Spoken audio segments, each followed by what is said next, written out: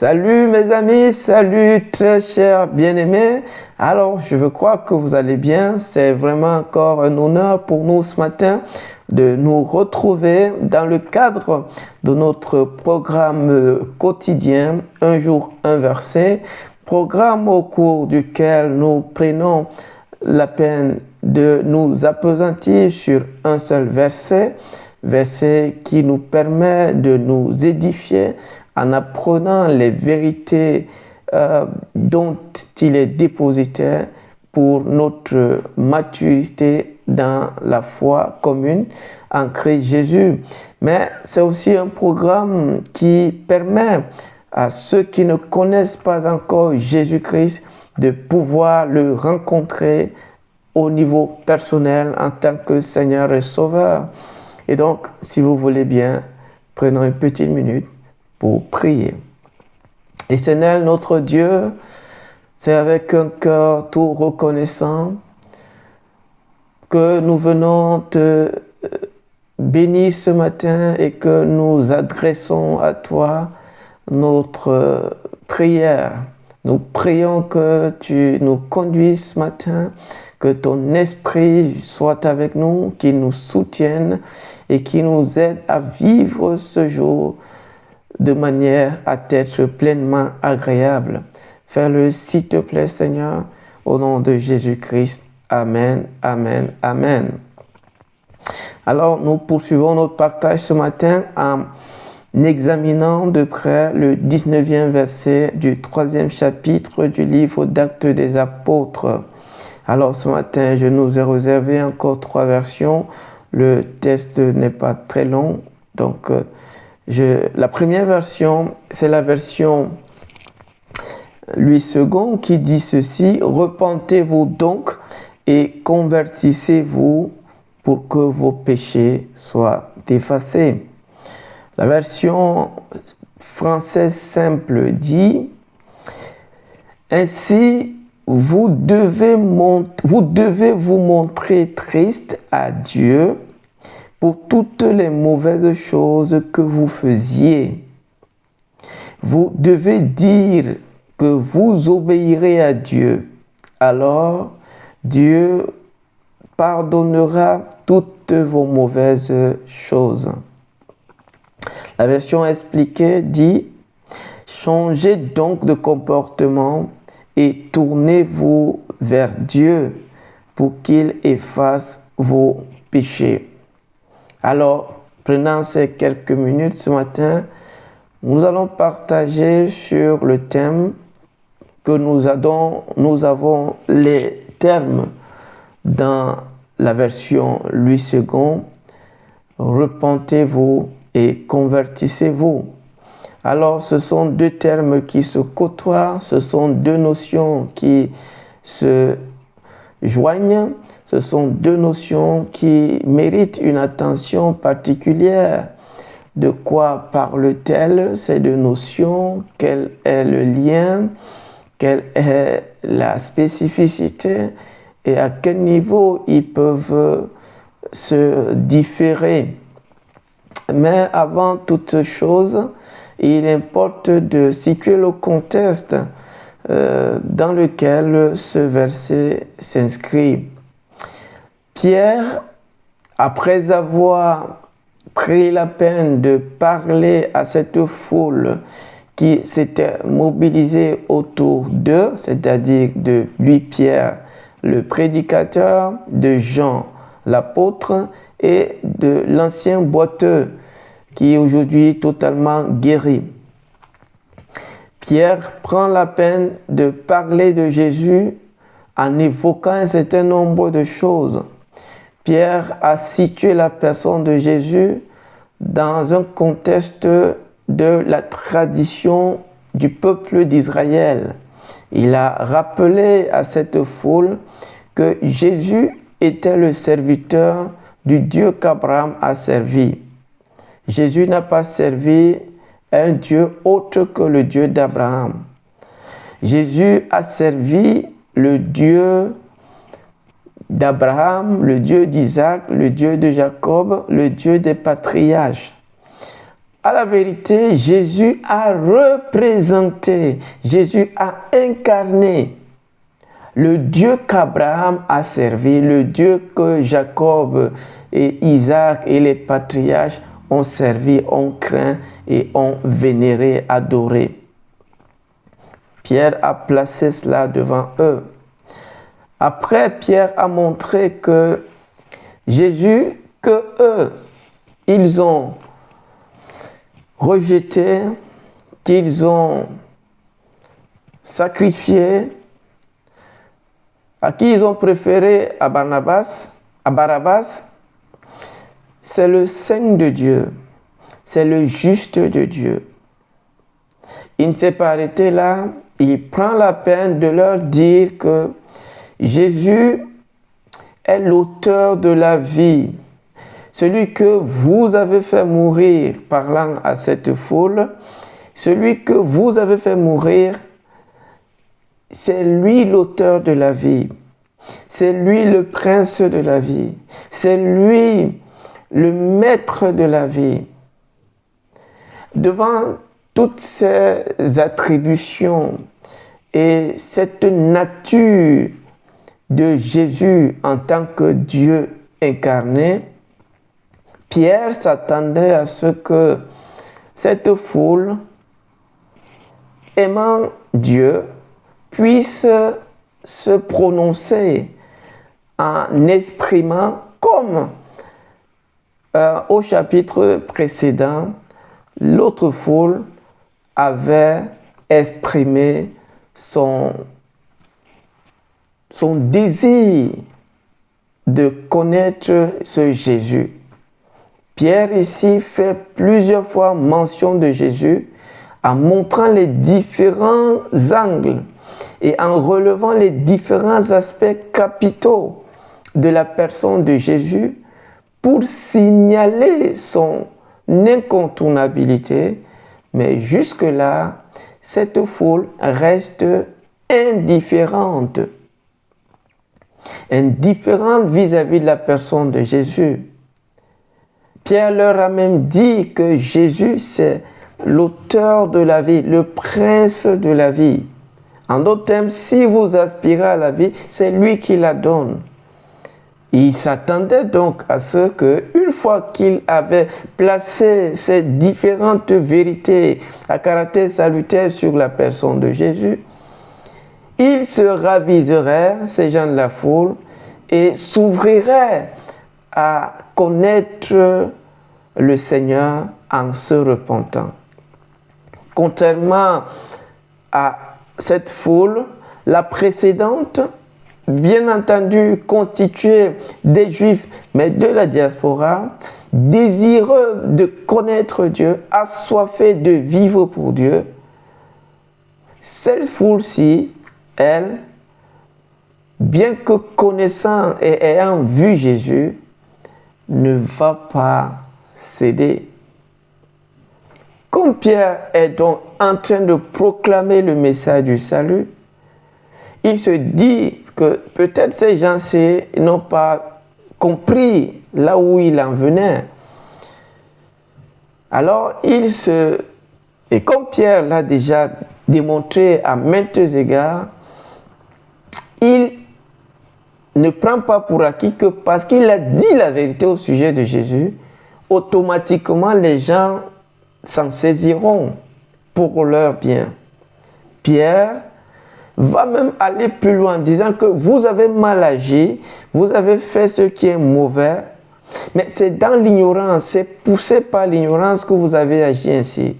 Et si vous vous rappelez très bien, avant-hier, quand on parlait donc de ce 17e verset, au sujet de l'ignorance que Pierre a affirmé avoir caractérisé cette foule, nous avons posé la question, pour quel but essayait-il de leur dire cela? Cette affirmation de leur ignorance, que visait-elle? Eh bien, elle visait effectivement leur prise de conscience au sujet de leur acte malveillant et leur disposition à accepter la solution de Dieu. Malheureusement, cette foule ne va pas voir les choses de cette manière. Pierre va donc, parce qu'il est dans son travail et il veut bien le faire et il ne veut pas manquer l'opportunité donnée à certains dans la foule de faire ce qui relève du normal. Alors, il va les inviter à intégrer les deux attitudes qui doivent les caractériser une fois qu'ils ont entendu un tel message. Si vous avez mal agi à l'égard de quelqu'un et on vous rapporte vos mauvaises actions au sujet de cette personne et on vous dit que cette personne avec qui vous avez mal agi, à la vérité, c'est la personne mandatée pour vous faire du bien. Qu'est-ce que vous allez faire? Pour une personne normale ou normalement constituée, ce serait une occasion en or de faire amende honorable, d'aller demander pardon et de voir ce qu'elle peut faire pour remédier à cette situation et avancer à partir de là. Pierre prend la peine de mentionner tout cela, mais le cœur de cette foule reste insensible. Et donc, dans ce verset, Pierre va vers eux. Pierre lance l'offensive. Il invite cette foule à venir faire ce qui est normal. Il se dit certainement que cette foule est toujours dans l'ignorance, qu'elle ne voit même pas le bien qui est disposé à son égard. Pierre, dans son amour pour cette foule et dans son amour pour le Seigneur et dans la décharge de son devoir en tant que témoin oculaire des choses qu'il est en train de décrire, va inviter cette foule à se repentir et à se convertir. Et donc ce matin, nous voulons voir ces deux notions, se repentir et se convertir. Qu'est-ce que se repentir? Pourquoi se repentir? Qu'est-ce que se convertir? Pourquoi se convertir? Et donc, vite fait, je nous partage 12 phrases, vite fait. Voilà. Premièrement, la repentance est nécessaire pour rompre avec le passé. Tandis que la conversion, elle, est importante et capitale pour définir l'avenir. La repentance rompt avec le passé. La conversion définit l'avenir. C'est à la conversion qu'on va apprécier l'avenir et c'est à la repentance qu'on va mieux comprendre le passé.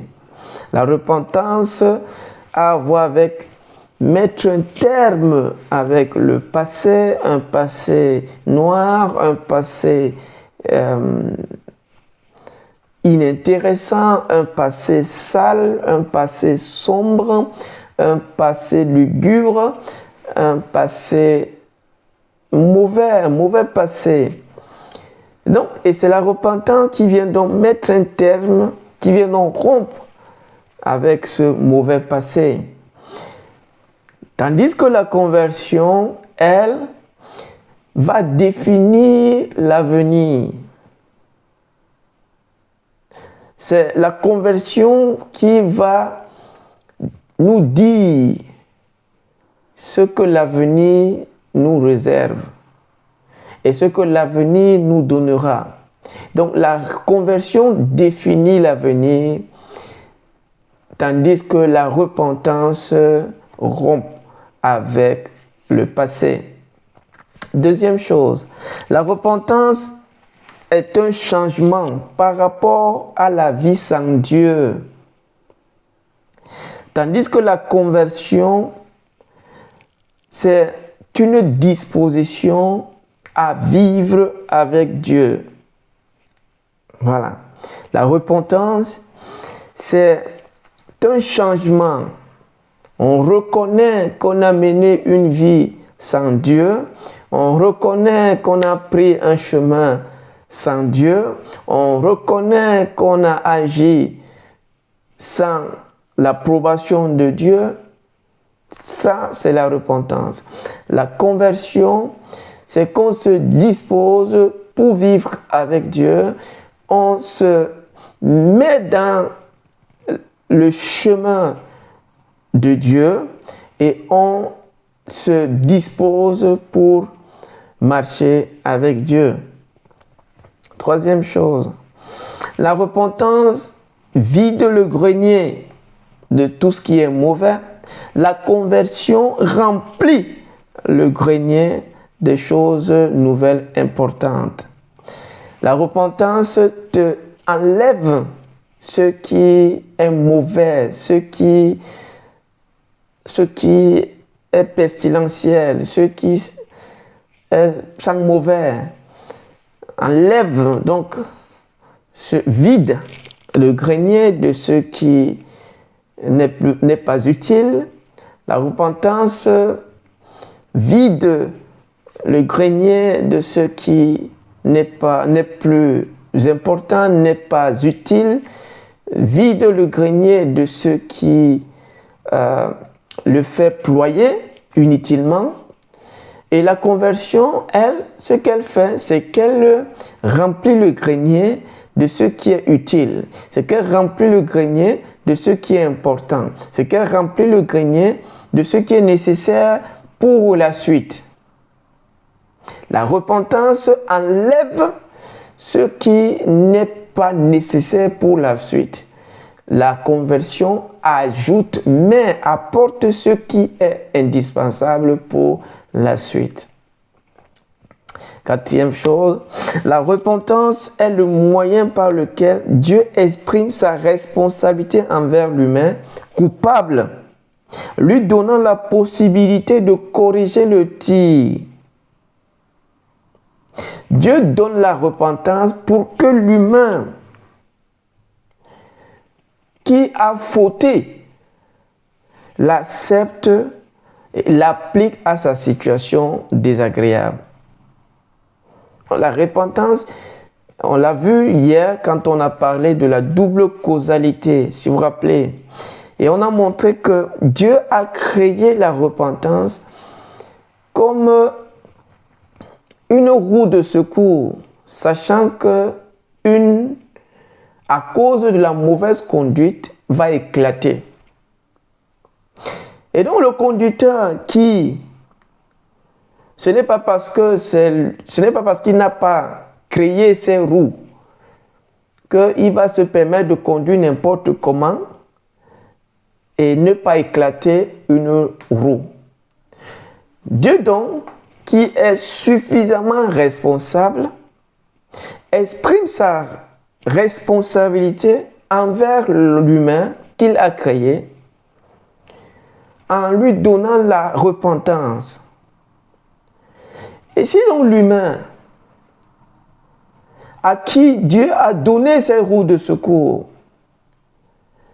refuse de changer la roue de secours alors qu'il se trouve dans une autoroute périlleuse, dangereuse, eh bien c'est lui qui va être pénalisé, qui va en subir les conséquences. Donc la repentance, c'est un moyen que Dieu a donné, non seulement à travers lequel il exprime sa responsabilité effective vis-à-vis de l'humain, mais moyen qui permet à l'humain de se rattraper par rapport aux mauvaises actions qu'il aura posées. La repentance, c'est Dieu permettant à l'humain qui a mal agi de corriger le tir, de regretter le mal qu'il a fait, de revenir du mal qu'il a fait. Cinquième chose, sans la repentance actionnée, il n'y aura pas de pardon ni d'effacement des péchés. C'est-à-dire que Dieu donne la repentance, mais si l'humain qui est concerné par la repentance la rejette, eh bien, il demeurera coupable. Coupable de ses mauvaises actions. Et il n'aura pas le pardon de Dieu qui enlève la culpabilité.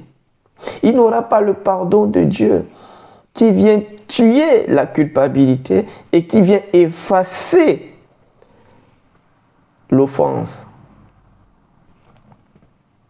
Donc, sans la repentance actionnée, c'est-à-dire que si celui qui est concerné par la repentance refuse d'agir, donc refuse de se repentir, il sera le seul à blâmer.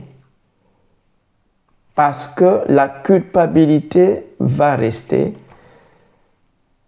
Les mauvaises actions seront toujours présentes devant Dieu.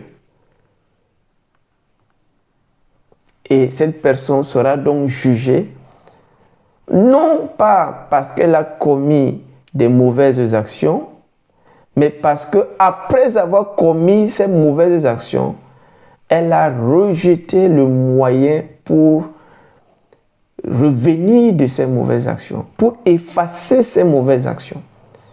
C'est la repentance qui efface les mauvaises actions. Vous avez fauté contre Dieu, la repentance vous est offerte pour effacer ces mauvaises actions. Il dit, repentez-vous donc pour que vos péchés soient effacés. C'est-à-dire que si vous ne vous repentez pas, vos péchés resteront, vos péchés demeureront, ils ne seront pas effacés.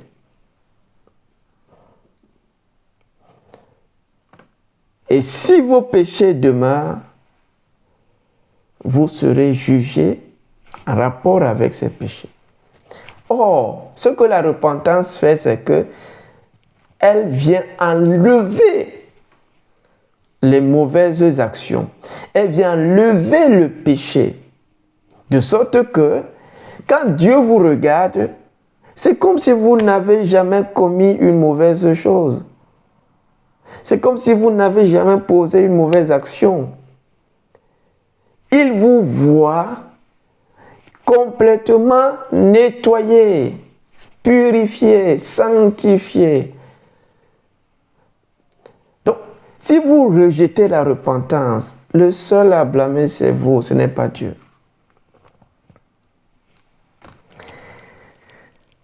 Donc, sans la repentance actionnée, vos péchés restent intacts et la condamnation de Dieu s'appliquera. Mais si vous avez fauté et vous voulez voir vos fautes nettoyées, enlevées, la repentance, c'est que c'est Dieu qui prend vos péchés, il les enlève et il les jette au fond de la mer. Michée chapitre 7, verset 19. Il dit, je prendrai vos iniquités, aussi noires qu'elles auront été, et je les enfouirai dans la mer. Mais si vous ne vous repentez pas, l'iniquité, le péché reste là, et on vous condamnera sur la base donc de ces iniquités. Sixième pensée. Se repentir, c'est accepter devant Dieu d'avoir mal agi. C'est ça, se repentir. C'est accepter devant Dieu d'avoir mal agi. Se repentir, c'est reconnaître le moyen que Dieu a offert pour nous sortir de nos mauvaises actions. Se repentir, c'est accepter devant Dieu d'avoir mal agi. C'est de reconnaître devant Dieu qu'on a mal fait, on a mal agi, qu'on a eu tort. Mais se convertir, c'est accepter le protocole de vie de Dieu. Rappelez-vous, on a dit que la conversion a à voir avec l'avenir, tandis que la repentance, lui, il traite avec le passé. Le but de la repentance, c'est de mettre un terme au passé. Le but de la conversion, c'est de préparer un avenir glorieux. Septièmement, se repentir, c'est mettre fin à la vie selon la chair.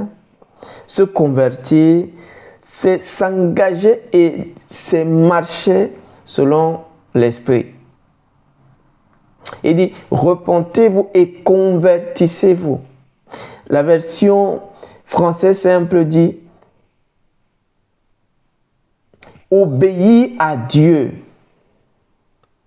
Donc, se repentir, c'est accepter de ne plus obéir à la chair, de ne plus obéir à Satan. Se convertir, c'est accepter d'obéir à Dieu, de marcher suivant le protocole de vie de Dieu. Huitième point, se repentir, c'est demander pardon à Dieu pour avoir mal agi. Se convertir, c'est réclamer la force de Dieu pour bien agir. La repentance, c'est pour obtenir le pardon de Dieu d'avoir mal agi. La conversion, c'est demander le soutien de Dieu, l'équipement de Dieu pour bien agir.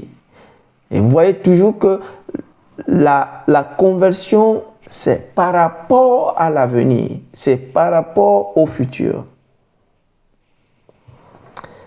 Neuvième chose, la repentance enlève la culpabilité, la conversion équipe pour vivre effectivement. Si vous êtes repenti et vous ne vous convertissez pas, il est fort probable que vous ne connaissiez pas une vraie vie. C'est pour ça que Pierre dit, repentez-vous et convertissez-vous. Vous pouvez, je prends un exemple, vous étiez en direction du sud, mauvaise direction, la direction selon la chair, et vous êtes à un certain niveau de votre parcours, et on vous dit, la direction que vous avez prise n'est pas bonne, c'est pas la bonne. Vous acceptez que, vous reconnaissez que, ah oui, vous vous êtes trompé. C'est la direction du nord que vous devez prendre.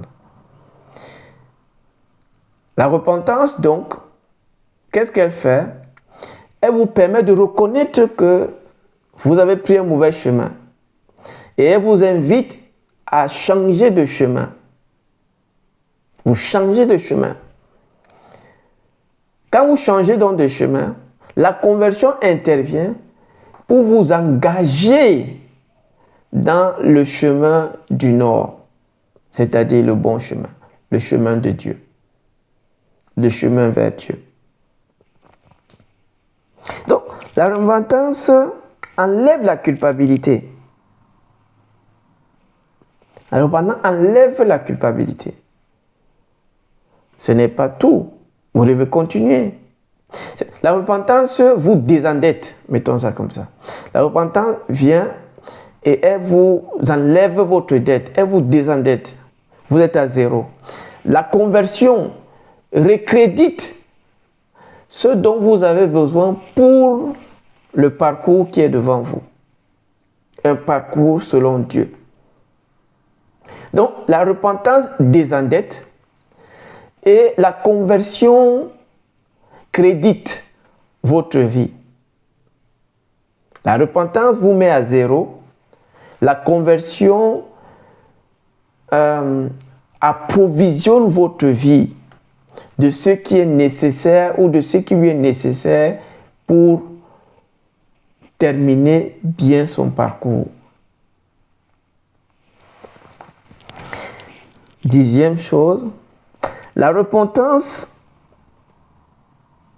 c'est mettre de côté l'ancien qui était impulsé par la chair, qui était nourri par le diable. Se convertir, c'est embrasser le nouveau de Dieu, le nouveau de l'Esprit de Dieu, le nouveau de ce qui nous donne la paix, le repos, la vie véritable. C'est ça.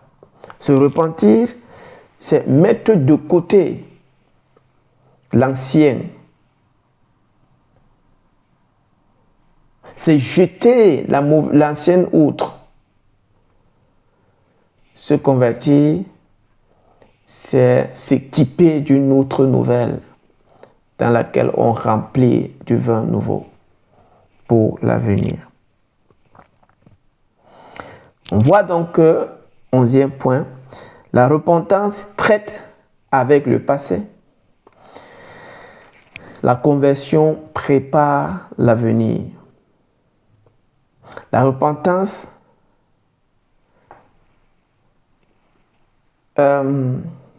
signe la fin avec le passé. La conversion prépare l'avenir. Et donc,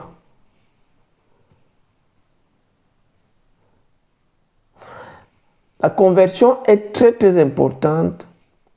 12e point, c'est même la clé pour une vie future glorieuse. Si on veut marquer la différence, la repentance suivie de la conversion est importante. La repentance est bien, la conversion est mieux, parce que la conversion tient compte de la repentance. Repentez-vous et convertissez-vous. Parce que c'est la conversion qu'on absorbe les valeurs de Dieu. La repentance a en fait, pour terminer, comme je l'ai dit, vide le grenier. La conversion approvisionne le grenier. Mais c'est là où les pensées de Dieu, on les intègre. Quand la Bible dit, ne vous conformez pas au siècle présent, mais soyez renouvelés. Elle dit, convertissez-vous, embrassez les pensées de Dieu, embrassez les valeurs de Dieu, embrassez la vie de Dieu, embrassez le protocole de Dieu, embrassez la vérité de Dieu, embrassez l'arsenal de Dieu si vous voulez vivre dans le royaume de Dieu. Parce que vous pouvez mettre un terme avec le passé et rester stérile. C'est la repentance qui produit la différence. C'est la repentance qui favorise la productivité significative. C'est la conversion qui produit, la différence significative. C'est la conversion qui produit la la multiplication.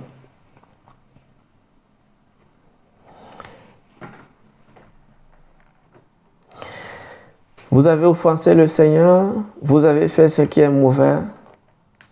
Il n'est personne qui ait toujours fait ce qui est bien. Chacun, à un moment donné de son parcours, a déjà eu à poser une mauvaise action. Dieu nous a donné la repentance pour revenir, pour corriger le tir. Et il nous a donné la conversion pour vivre effectivement. Embrassons donc ces deux notions et soyons tous ceux que le Seigneur a destiné que nous soyons durant notre parcours dans ce bas monde. Seigneur, merci pour ta parole ce matin qui place devant nous la nécessité de se repentir et la nécessité de se convertir. Nous savons plusieurs qui ne connaissent pas la repentance. Et ce matin, Seigneur, tu leur donnes la possibilité de se repentir et d'accepter le moyen que tu as pourvu pour ôter la culpabilité et pour effacer les péchés. Nous prions, Père éternel, que tu rencontres chacun de ces cœurs et que tu apportes la vie de Dieu. Ô Seigneur notre Dieu, nous prions pour ceux qui connaissent déjà et qui ont déjà fait la repentance. Accorde-nous, Seigneur, de nous convertir, d'embrasser ta pensée, d'embrasser tes principes et de régir notre vie suivant le protocole de Dieu.